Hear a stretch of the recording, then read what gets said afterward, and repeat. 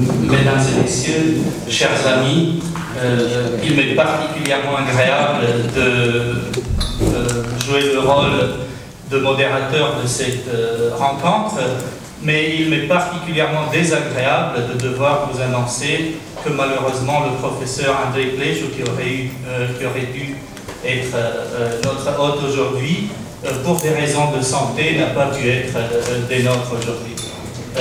C'est donc moi qui va assurer Imparibus vis, avec des puissances inégales comparées aux siennes et avec un charme tout à fait incomparable, la modération de cette rencontre.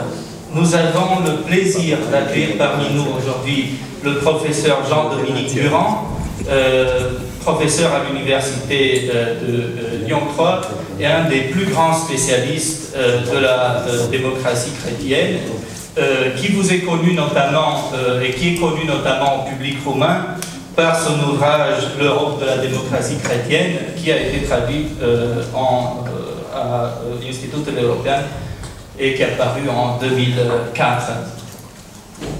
Votre livre, Jean-Dominique Durand, se clôt presque sur un questionnement qui est à la fois un défi.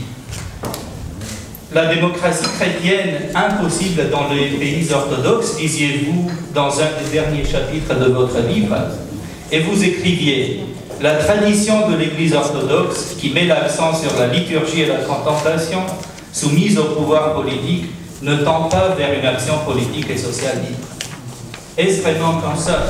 Est-ce un aveu d'impuissance de la part des pays orthodoxes de formuler une doctrine sociale et de voir naître des mouvements démocrates chrétiens? C'est peut-être un des défis que nous pose aujourd'hui cette rencontre. La question de la conférence d'aujourd'hui est à la fois une provocation et bien sûr peut-être un truisme.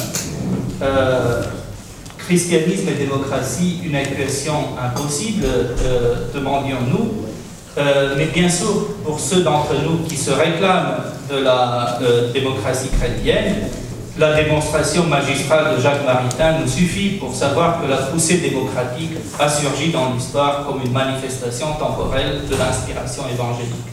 Peut-être faut-il encore continuer à expliquer pourquoi démocratie et christianisme sont intrinsèquement liés. Mais avant de vous céder la parole, Jean-Dominique Durand, j'aimerais demander à M.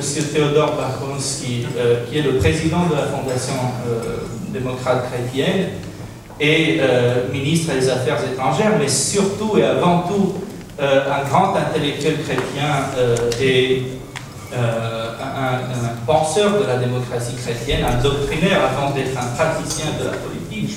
J'aimerais le prier d'ouvrir ce débat. Merci.